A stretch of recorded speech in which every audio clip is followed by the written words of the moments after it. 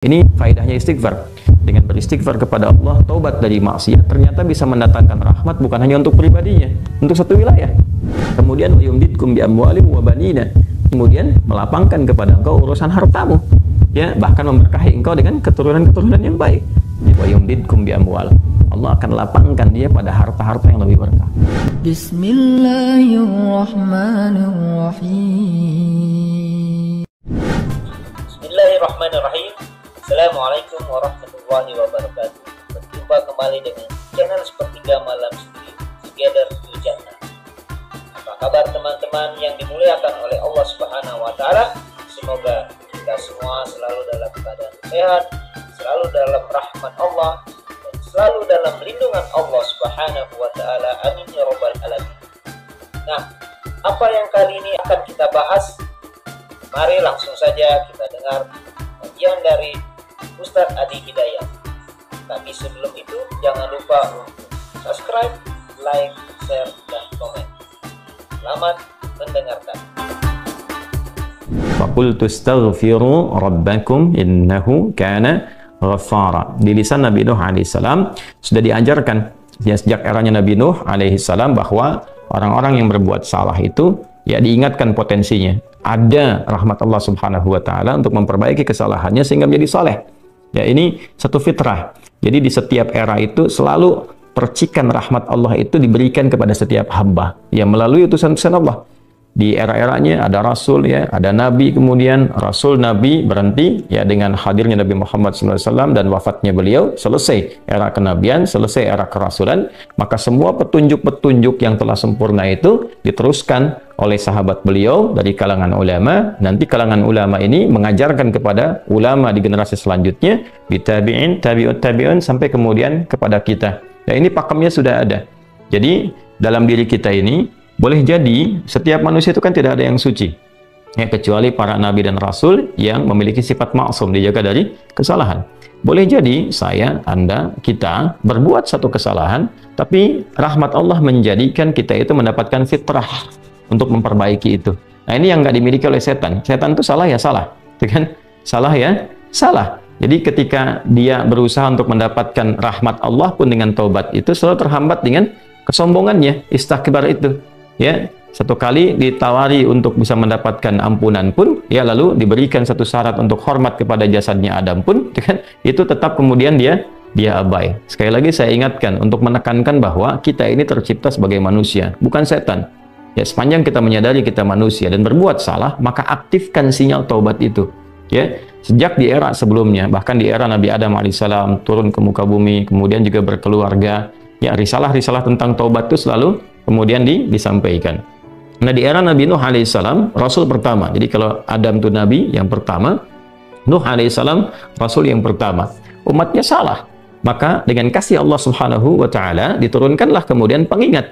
Ya, lewat fitrah kemanusiaan ini, lewat Nabi Nuh alaihissalam disampaikan, faqultu astaghfiru rabbakum innahu kana ghaffara.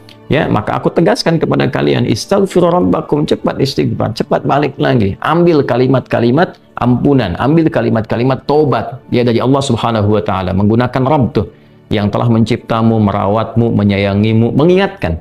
Jadi Rabb itu ada nilai-nilai rububiyah di dalamnya. Ya, ada sifat-sifat rububiyah. Ya, bukan sekedar mencipta, tapi juga merawat, memberikan perhatian, memberikan kebutuhan. Kalau dalam bahasa bebasnya Allah seakan ingin mengatakan, hei, aku kan yang cipta engkau, ya kan? Engkau berbuat salah, aku berikan kesempatan untuk saleh. Aku kirimkan di kalimat taubat, aku berikan kesempatan untuk memperbaiki diri. Kenapa engkau nggak ambil, ya kan? Ya, indah sekali gitu. Ya, aku ciptakan engkau salah, aku berikan jalan saleh. Kenapa ketika aku berikan jembatan untuk memperbaiki diri, engkau tidak ambil? Maka lewat Nabi Nuh alaihissalam sejak di era kerasulan pertama itu diingatkan sampai nanti puncaknya di era Nabi Muhammad sallallahu alaihi wasallam. Faqultu astaghfiru rabbakum innahu kana ghaffara. Kata Nabi Nuh alaihissalam, aku tegaskan, innahu kana ghaffara. Sungguh Allah Subhanahu wa taala itu telah menetapkan pada dirinya bahwa ia Maha mengampuni seluruh dosa-dosa. Jadi ada ghafir, ya, ada ghaffar, ada ghafur, dan nanti dilekatkan dengan rahim pada puncaknya. Ya. Misalnya di surat Ghafir, di ayat yang ketiga, Ghafiridz dzambi wa qabilit taubi, itu menggunakan kata Ghafir. Lalu kalau kita jadikan superlatif, ya, dinaikkan lagi, tingkatnya menjadi lebih banyak, terus mengampuni dosa, mengampuni lagi, itu dirubah kalimat dari ghafir menjadi ghafar. Kalau tanpa batas diberikan kemudian sifat yang ketiga yaitu ghafur. Ya, kalau hamba menyimpulkan apakah memang masih diterima, maka Allah turunkan puncaknya berupa sifat rahmatnya, Rahim. Qul ya ibadiyalladzina asrafu ala anfusihim la taqnatu min rahmatillah. Innallaha yaghfiru dzunuba jami'a. Quran surah ke-39 ayat 53. Balik ke sini. Ya, jadi ini gambaran yang pertama. Sejak di era kenabian turun yang Al-A'raf ayat 23 itu Rabbana zalamna anfusana. Nabi Adam alaihissalam mendapatkan kalimat itu. Lalu di era Nabi Nuh alaihissalam sebagai rasul pertama diingatkan juga dengan potensi sifat-sifat kebaikan ini yang menjadikan manusia tertuntun untuk senantiasa berbuat baik. Lalu apa sifat rahmatnya? Ya, kalau kita kembalikan ke konstruksi Al-Baqarah ayat 37, tadi kan saya katakan di awal ya, Allah menegaskan seorang yang taubat ingin merubah dirinya dari salah menjadi saleh, bukan sekedar dituntun oleh Allah, tapi juga dipercikan kasih sayang Allah kepadanya. Rahmat Allah diberikan. Ya, kembali ke Quran surah kedua ayat 37 itu, fatalaqqa Adamu min rabbih kalimatin fataba alaihi innahu huwat tawwabur rahim. Jadi bukan tawwab saja, tapi rahim juga. Bukan sekedar Allah terima taubatnya, tapi kasih sayang Allah pun diberikan kepadanya. Nah, apa di antara jenis kasih sayang yang Allah berikan kepada seorang hamba yang mau taubat? Ya, maka diteruskan ayatnya sampai 12 di sini. Imam Al-Bukhari menyantumkan di sini sampai ayat 12. Yursilis samaa 'alaikum midrara wa yumdidkum bi amwalin wa banina wa yaj'al lakum jannatin wa yaj'al lakum anhara. Allahu akbar. Ya, justru di sini teman-teman sekalian, istighfar itu ya permohonan ampun kepada Allah Subhanahu wa taala. Ya, permohonan rahmat Allah Subhanahu wa taala, kembali kepada Allah, mengoneksikan diri kita kepada yang maha baik, itu diantara percikannya adalah mendapatkan lapangan kebaikan. Yursilis samaa 'alaikum bidrara. Ya, walaupun Anda mendapatkan kesulitan dalam berkehidupan, bahkan yang sifatnya luas ya secara sosial, kalaupun tanahnya gersang, ya, kalaupun kemarau berkepanjangan, itu ternyata dengan satu daerah itu, satu desa itu, satu wilayah itu mengoneksikan diri mereka kepada Allah, beristighfar. Ini faedahnya istighfar. Dengan beristighfar kepada Allah, taubat dari maksiat, ternyata bisa mendatangkan rahmat bukan hanya untuk pribadinya, untuk satu wilayah. Ya, ini pelajaran dari Quran. Ya, Allah akan memberikan kesan begini, jangankan bagi setiap personalnya, setiap orangnya, ya kan? Ada masalah sekampung pun, contohnya kekeringan misalnya, contohnya kemarau, lalu sekampung itu, ya, atau ada orang-orang soleh di situ yang membiasakan taubat kepada Allah, istighfar kepada Allah, mengoneksikan dirinya kepada Allah, ya kan? Itu luar biasa, percikan rahmat Allah. Ya, apa diantaranya? Yursilis sama ya 'alaikum midrara. Allah memerintahkan kepada langit itu untuk menurunkan hujan. Ya, dengan curah yang memberikan maslahat. Kemudian wa yumdidkum bi amwalin wa banina. Ya, lantas kemudian melapangkan kepada engkau urusan hartamu. Ya, bahkan memberkahi engkau dengan keturunan-keturunan yang baik. Jadi Masya Allah, ya, orang tua yang rajin istighfar, suami yang rajin istighfar, itu ternyata bukan sekedar menjadikan ia mendapatkan penerimaan taubat. Dia berhenti dari perbuatan maksiat, usaha-usaha yang tidak baik, dagang yang tidak benar, itu kan perbuatan curang, ya, perbuatan menipu, perbuatan-perbuatan yang tidak elok, korupsi, jauhi potensi itu. Disogok dia hindari, diajak korupsi dia jauhi dan sebagainya. Lalu konsisten pada kebaikan dan dia isi dengan istighfar. Astaghfirullahaladzim, astaghfirullahaladzim. Rabbana zalamna anfusana wa illam taghfir lana wa tarhamna lanakunanna minal khasirin. Dia konsisten pada kebaikan itu, wa yumdidkum bi amwal. Allah akan lapangkan dia pada harta-harta yang lebih berkah. Allahu akbar. Ya, jadi berikan kelapangan dulu pada dirinya. Kemudian diberkahi hartanya, jadi berapapun yang dia dapatkan, Allah berikan berkah padanya. Sehingga dia merasakan kebahagiaan dengan harta itu. Karena ada orang yang merasa seperti kelihatan banyak, tapi tidak menikmatinya. Ya, baik itu boros, baik itu merasa kayaknya banyak tapi nggak kepake. Ya, barang-barang habis beli ini lagi, tapi memuaskan nafsunya saja. Ya, temannya ngajak begini, dia harus terpaksa beli. Kadang-kadang ngutang, atau mungkin dia dapatkan sesuatu tapi jalan-jalan yang haram, jalan yang salah. Dia tidak menikmatinya, dan ini yang paling bahaya. Ya, ini yang paling bahaya. Lawan lapang kan sempit.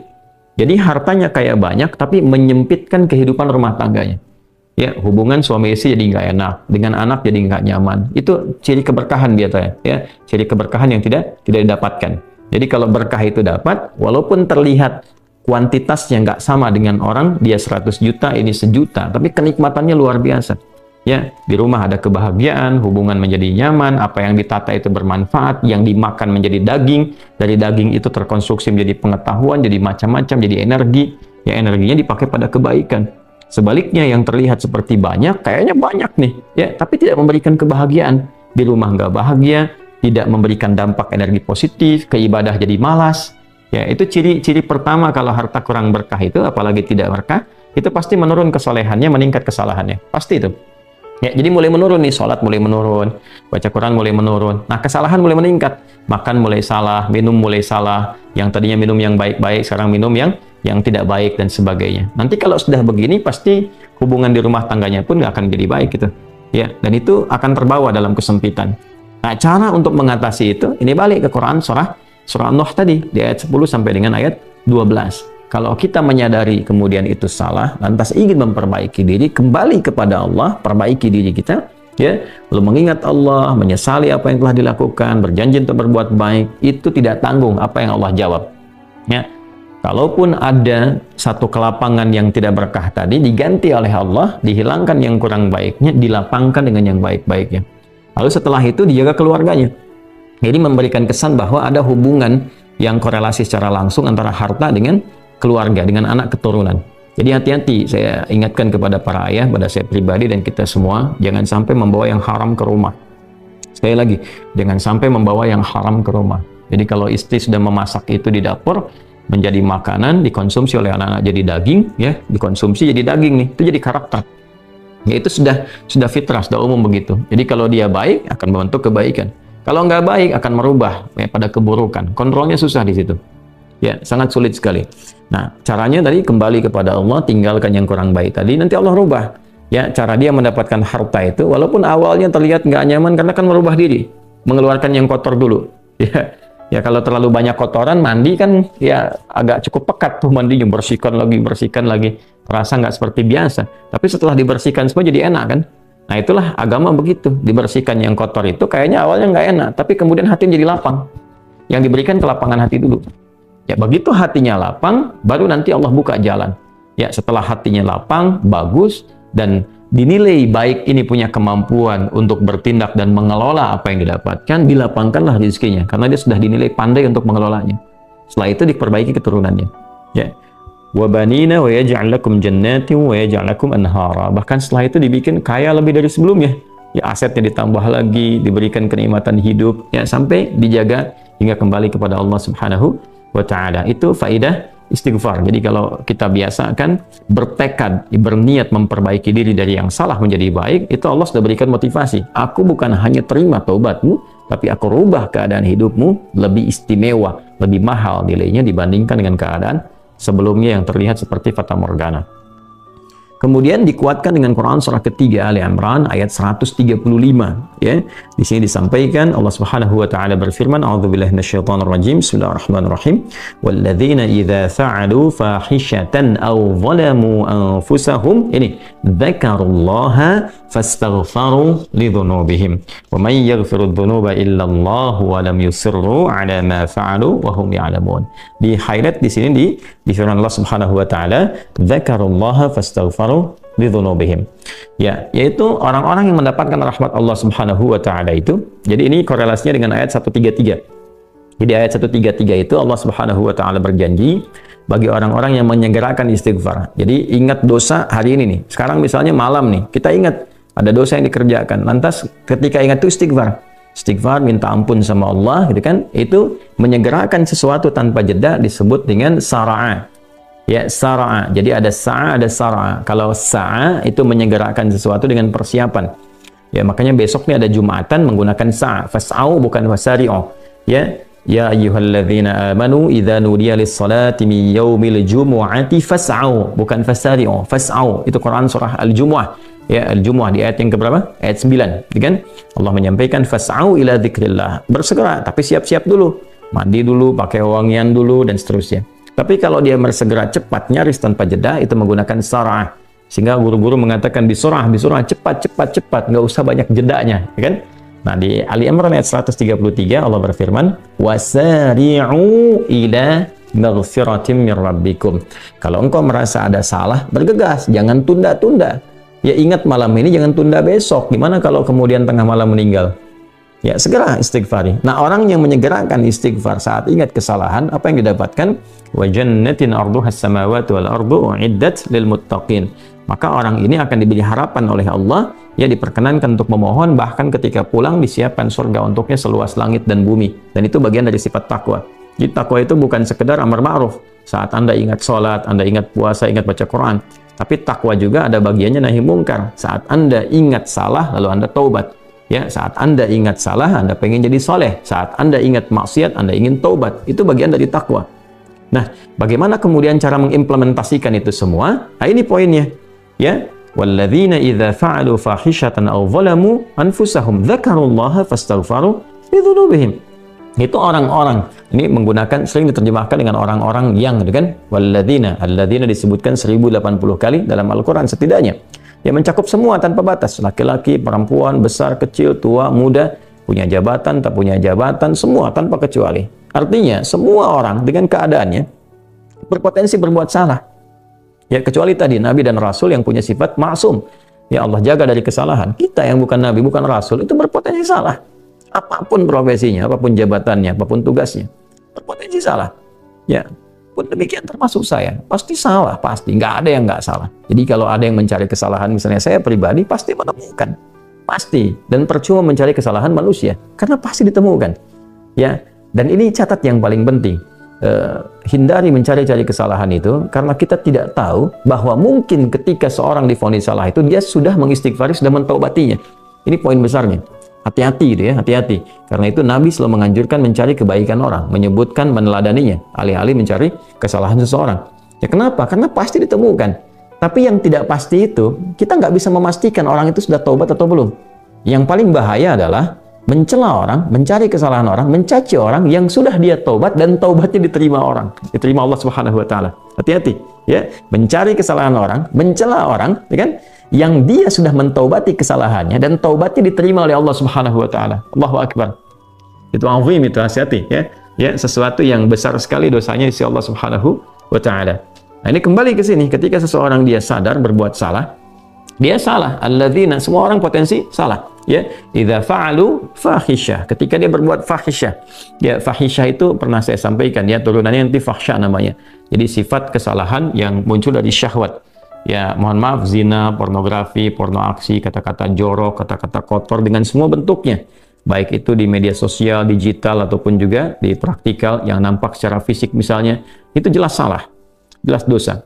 Ya, al-zalamu anfusahum, atau bentuk mungkar, menempatkan suatu bukan pada tempatnya. Ya, mohon maaf, ya, mencuri, merampok, membunuh, ya, korupsi, hoax dan sebagainya, itu zalim, perbuatan zalim. Nah, saat seseorang berpotensi salah, ya, dari fahsya dan mungkarnya, dia berbuat perbuatan dari dorongan syahwatnya atau mungkar, dari keinginan nafsu perut dan akalnya, dia berbuat yang salah, lalu zakarullah, dia ingat Allah. Nah, ini poinnya. Ini menarik sekali nih. Ini menarik sekali. Kok lanjutan ayatnya zakarullah? Bukan dia sadar bahwa dia itu telah berbuat salah. Kenapa zakarullah? Ini poinnya. Ya.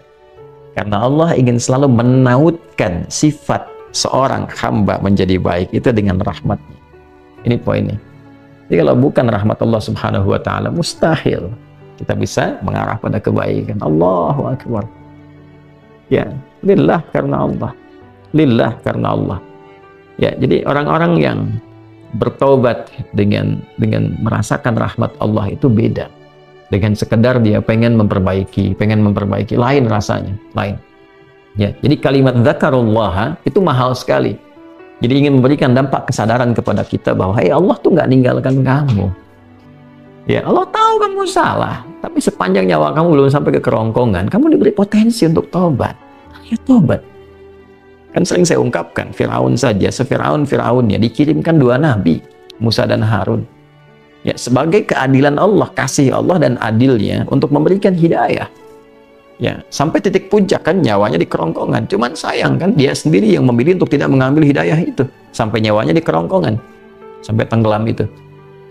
Nah, itu sudah disampaikan informasinya, kisahnya, jejak sejarahnya sampai sekarang diabadikan supaya seluruh anak cucu Adam itu sadar jangan berbuat yang seperti itu. Ya, sekali lagi hanya setan yang tidak kenal taubat. Zakarullah, dia ingat Allah. Nah, sekarang tinggal kita mempelajari. Ketika ingat Allah itu apa yang harus dihadirkan? Ini poinnya. Allah tawarkan kita bukan hanya sekedar jadi baik, rahmat dibuka, kasih sayang dibuka, kelapangan hati dibuka. Ya.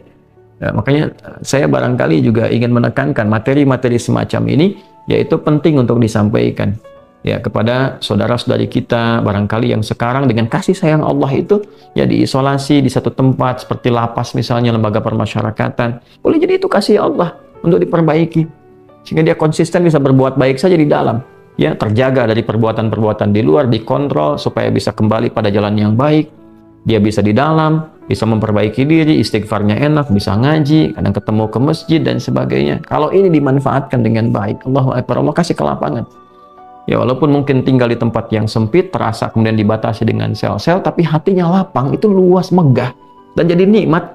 Ya, orang butuh waktu untuk menghafal, butuh suasana. Anda punya tempat yang cukup ideal untuk menghafal Quran, memperbaiki diri, dan fikihnya ada kan? Dan sangat jelas sekali kenapa di antara kisahnya Nabi Yusuf alaihissalam ya diizinkan oleh Allah untuk masuk ke dalam ruang itu untuk memberikan sebuah pencerahan sehingga menemukan modelnya. Ini model orang salah yang mau jadi saleh, bahkan setelah itu dia keluar dan diangkat jadi pembantunya raja kan, pada masa itu asisten rumah tangganya raja.